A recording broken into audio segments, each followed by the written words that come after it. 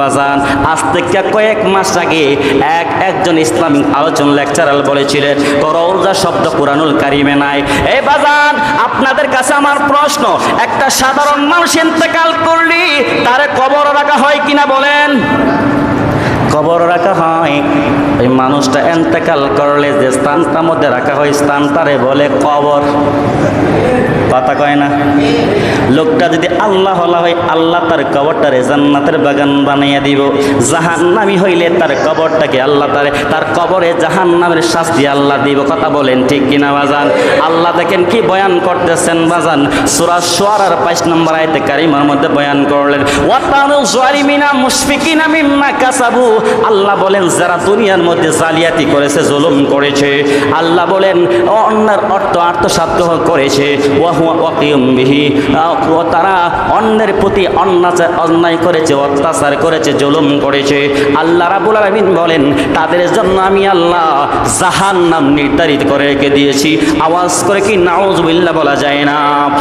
আল্লাহ এখানে চমৎকার একটা কথা বললেন, ফাল্লাযিনা যারা আমানু ঈমান এনেছে, ওয়া আমিলুস সলিহাতি নেক আমল করেছে, ফি রাউদাতিল জান্নাহ আল্লাহ তাদের কবরকে আল্লাহ জান্নাতের বাগান বানায়া দিব। এখানে ফি রাউদাতিল জান্নাহ শব্দ আছে না নাই? এই দেখেন আমি নোট করছি বাজান ডায়েরির মধ্যে বাজান, সূরা শুআরার 22 নম্বর আয়াতে কারিমার মধ্যে ফি রাউদাতিল জান্নাহ এখানে আছে না নাই? কথা বলেন না কেন আছে না নাই? এই বাজান একটা সাধারণ মানুষ ইন্তেকাল করলে তার কবর তারে বলা হয়, তার স্থান তারে বলা হয় কবর। আর যিনি কুল কায়নার বাদশা নবী, ওই নবীর কবর তো সাধারণ কবর নয়। ওই কবরের ব্যাপারে আল্লাহ রাব্বুল আলামিন ইমানদারদের ব্যাপারে বলেছেন তারা যদি আল্লাহ হয় আল্লাহ তাদের কবরটাকে জান্নাতের বাগান বানায়া দিব। আর আমার নবী তো হাদিসে মুবারকের মধ্যে বলছে, মা বাইতি মিম্বারি ওয়া রাউদাতিম মিন রিয়াজিল জান্নাহ, তো আমার ঘর আর মিম্বরের মধ্যবর্তী স্থানটা হলো জান্নাতের বাগান। এই স্থানটা শুধু জান্নাতের বাগান নয়, ওই স্থানটা হইল হাউজে কাউসার। বলেন সুবহানাল্লাহ। হাউজে কাউসারের পানি আমরা পান করতে চাই কি চাই না?